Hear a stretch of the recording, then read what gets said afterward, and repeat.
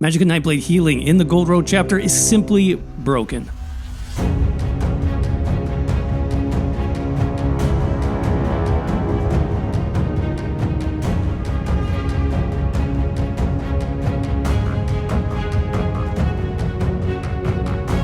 Hey everybody, welcome back to the channel. HTM here, and it's time to update more builds for ESO Gold Road, now with the Magicka Nightblade. This build has 10 possible sources of healing, some with skills, some with gear, some with passives and CP, making the build essentially unkillable in most solo content. Plus, I've made the build even easier now by utilizing a new spammable skill from Scribing, which fills in some of the gaps in the Nightblade toolkit and feels amazing. So if you want to see how I made my Nightblade build stronger than ever, stay tuned and let's get right into it. Alright everybody, here we are back on the Magicka Nightblade. Time to update our Blood Mage build.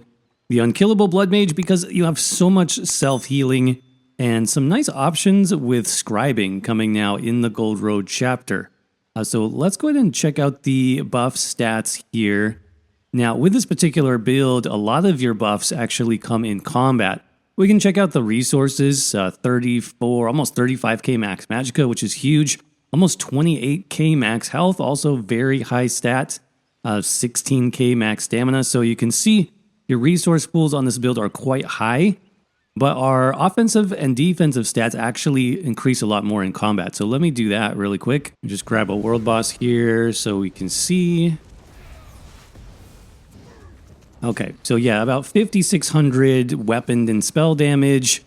57% crit chance, that actually goes up to 67%, and then your resistances do go up by quite a bit as well. And check those out really quick. Yeah, over 20k physical and spell resistance, so that's pretty good. And you can see all the self-healing, you know, just coming in passively, just standing here taking damage and back to full health. So we'll go over obviously the gears and the skill that makes that happen. But in terms of our other basic information, obviously 64 points into Magicka, this being a Magicka-focused Nightblade. We do have some stamina skills as well to kind of spread things out and help with the sustain. Buff food option, I do like Clockwork Citrus Fillet for this build. You get the max Magicka, you get the max health, plus health recovery and Magicka recovery, so it's all around great option. You will want the Thief Mundus here for the extra critical chance. We're running all of the 3 armor types, and particularly a lot of heavy armor. So having this bonus critical chance is very important. And then you can see just some of the other abilities that we have here, the other buffs that we have access to. We'll go over those in just a minute. Now, as far as the consumable, you can use any potion you want on this build. This is one of the big updates I've done to the Blood Mage setup this time to make it super easy. You do not need spell power potions on this build anymore, especially if you're using Scribing, because we can get some of those buffs that the Magicka Nightblade is lacking or are more difficult to get through Scribing. So it does simplify things quite a bit. I have a Tri-Stat potion. Like I said, you can use a basic Magicka potion. You could use a stamina potion, health potion, armor potion.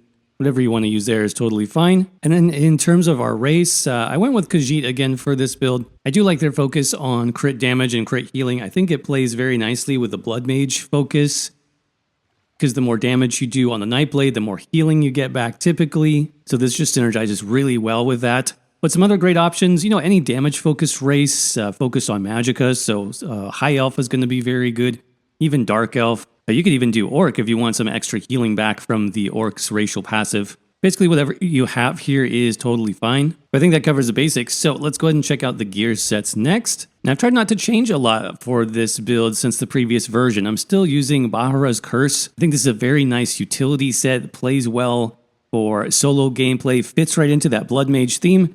Because you can see for the 5-piece bonus here, when you deal damage, you have a chance to create a rune on the ground, slows down enemies, and heals you while doing magic damage.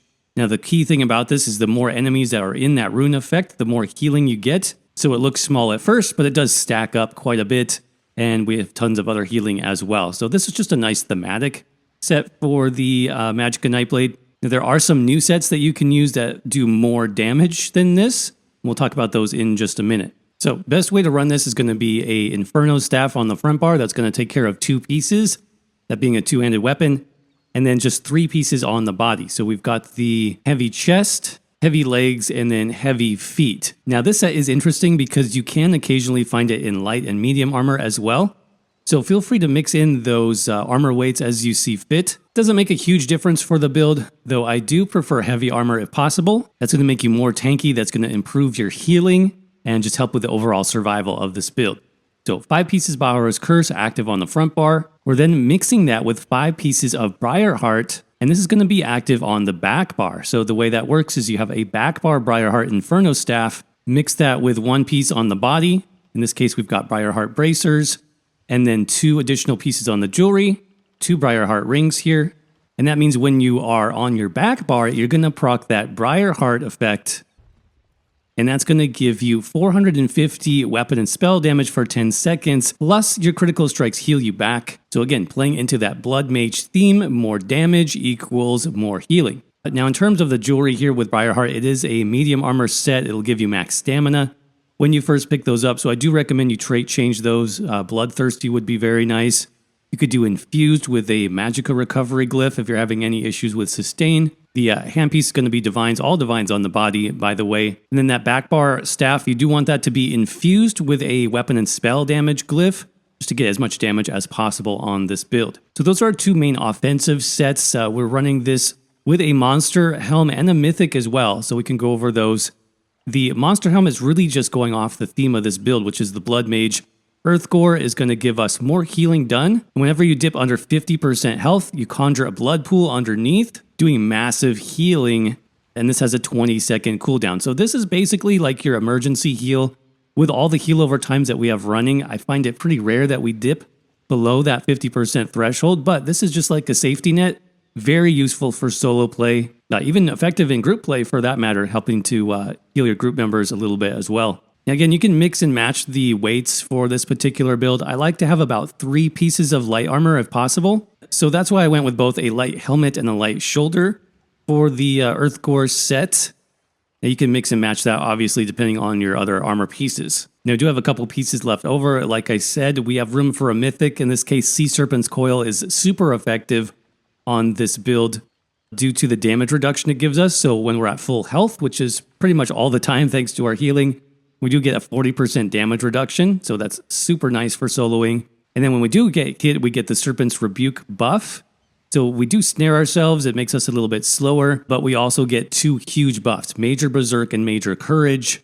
So that increases our damage done by 10%, plus our weapon and spell damage by 430. So I really like this mythic on the Magicka Nightblade. Obviously, you don't have to do that. You could use something like the Ring of the Pale Order if you wanted even more healing, though that's probably redundant for this particular build. And you can even run this build without a mythic if you want to keep things simple. And I have both the mythic and non-mythic version listed on the website. Link will be down below if you want to check out the written guide. But that just leaves us 1 piece of armor left over. So I've got a 1-piece trainee here for a little bit more max health. You saw we're sitting at almost 28k max health, which on a solo Magblade is very good. This is part of that. You can put 1 piece of trainee anywhere on the body. I just have the light waist here. So again, that's the overall setup. 5 pieces Briarheart, 5 pieces Bahar's Curse. We've got the Earthgore Monsters set, Sea Serpent's Coil Mythic, and 1 piece of trainee. Like I said, I do have alternate versions on the website. And in terms of alternate sets, I'll have some options listed there as well. You know, if you want to do more damage, one thing you can consider if you have access to Gold Road is this new Overland set called Macabre Vintage. This actually plays in pretty well with the Blood Mage theme. When you kill an enemy, they burst with blood magic, dealing 50% of their max health. So this would be a more offensive version of the build, especially if you're like farming experience or going through a dungeon. Something with a lot of enemies, you can benefit from this set. For all the bonus bleed damage you can get. That's definitely something you might want to consider, or just a basic crafted set, something like Order's Wrath. You can use either one of those to replace Bahar's Curse to make this build have better damage. But like I said, all that information is in the written guide. Let's jump right into the skills next. Starting with our front bar Inferno staff, we have Swallow Soul, and this can be used in 2 ways on the Magicka Nightblade. You can use this as a main DPS skill if you don't have access to Scribing, or you can use this as a basic heal over time. Now, it's one of the strongest heal over times for the Magicka Nightblade because the more damage you do, the stronger the healing effect is, and it lasts 10 seconds. So you basically just have to cast it once every 10. Think of it as a heal over time. and you're good to go with this skill. That comes from the siphoning skill line, by the way. That's your first ability. Now, next up, we do have an execute skill called Impale. This comes from the assassination skill line. And this just makes the build feel like a Nightblade. It gives you a ton of burst potential if your enemy is under 25% health. So it'll help you very quickly finish off those enemies as soon as they dip into that execute range. Hit them with a couple impales and you are good to go. Next up, we have a passive skill here, and this is what I talked about earlier when I said I simplified the build. You don't need spell power potions anymore to run this build optimally. You can get your critical chance buff, Major Savagery and Major Prophecy from this ability just by having it slotted. Now you also get 5% max Magicka, up to like 7% with Mage's Guild abilities and passives. So this is also how we get our max Magickas so high. So this is a great ability as well. But now let's talk about the alternative main spammable skill for this build coming from the Scribing skill line. So this is new with the Gold Road chapter, and there's about 11 abilities that you can customize with different buffs and debuffs. Now I've picked the first ability. It's actually from Soul Magic. Let me show you where that comes from.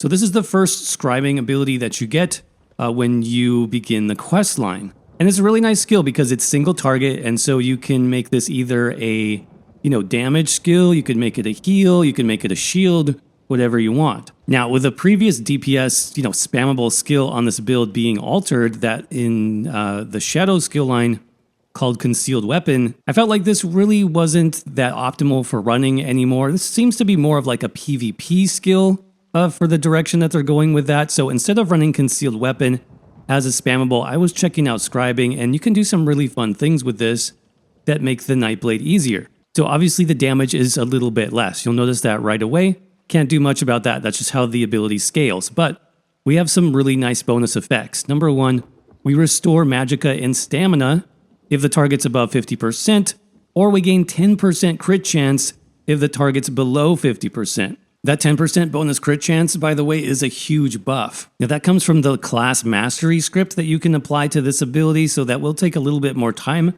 to farm that, but it's definitely worth it on the Nightblade because of how that script works. I think it's really nice, and especially to have this on the main spammable, it's pretty amazing.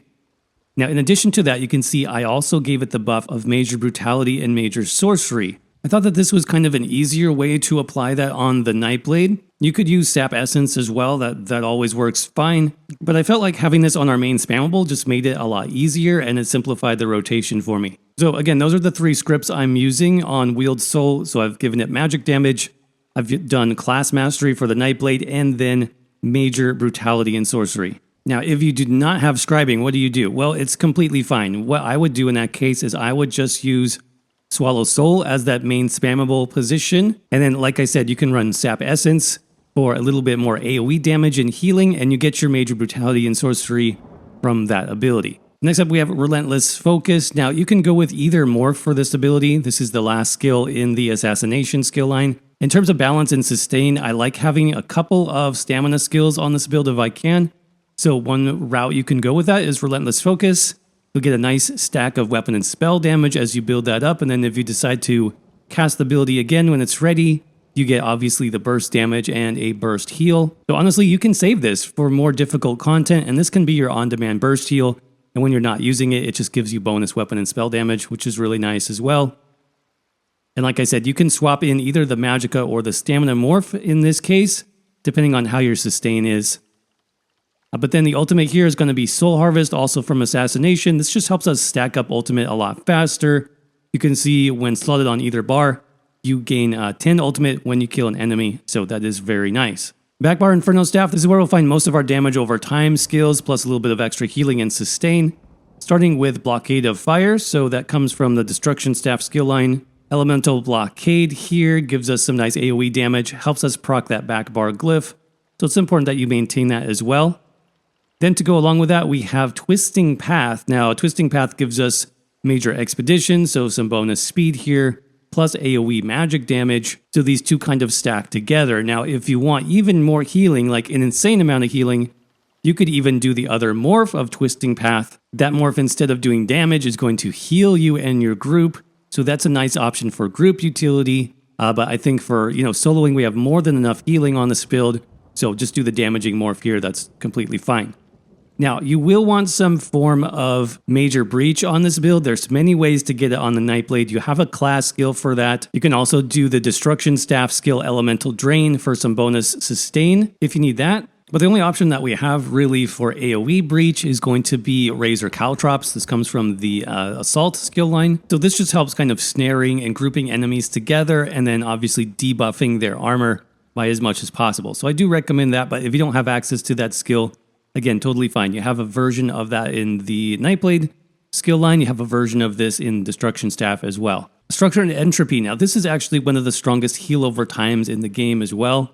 This comes from the Mage's Guild skill line. And so the reason why I like this so much, and you'll see me run it on a ton of solo builds, is because you can stack this on multiple enemies. So the healing looks small, right? 1407 every 2 seconds, but if you apply this to 3 or 4 enemies, it's now 3 to 4 times as strong. Since this has a 28 meter range, you can just cast this on a bunch of enemies as they spawn in, or as you run through a dungeon, and then it's going to give you that passive healing for 22 seconds, which is really nice. Our last normal ability is going to be Siphoning Attacks. This comes from the Siphoning skill line, and this did get upgraded in the Gold Road chapter. It's an amazing skill now for the Nightblade because it gives us more passive healing and resource sustain. You can see all damage you deal heals you for 1404 health and restores magicka and stamina every 1 second. So if you do a light attack, if you do a skill, you're going to get all that healing and resources flooding in. And that's just passively. You don't have to even cast the ability for that effect. Now, if you want the burst of sustain, which converts 4,000 health to 2,600 magicka and stamina, then yes, you have to cast that, and it costs health. That'll be very useful for if you are getting low. If you start to get under like 50% magicka or stamina, just cast that once or twice. You'll have so much healing over time coming in that your health should automatically pop back to full anyway. So it's really good for emergencies as well. And then speaking of emergencies, that's what our backbar ultimate is for. Soul Tether gives you some nice AoE burst damage, but also stuns enemies for 4 seconds and then heals you for each enemy hit. So even more healing over time. This would be great for ad waves, for example, in a boss fight. If they spawn waves of ads at certain times, save this ultimate, stun all of them, get some healing back, and you'll be good to go.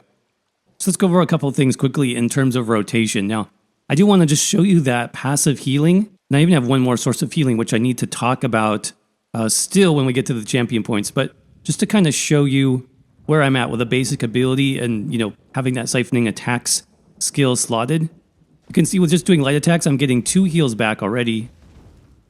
Now I can add in Swallow Soul, so now I'm getting 3 heals. I can add in Structured Entropy. Now I'm getting 4 heals.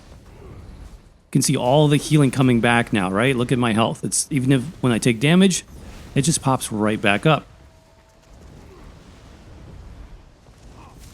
Remember, if you're getting low, you can use Siphoning Attacks a couple times. Get more of that back.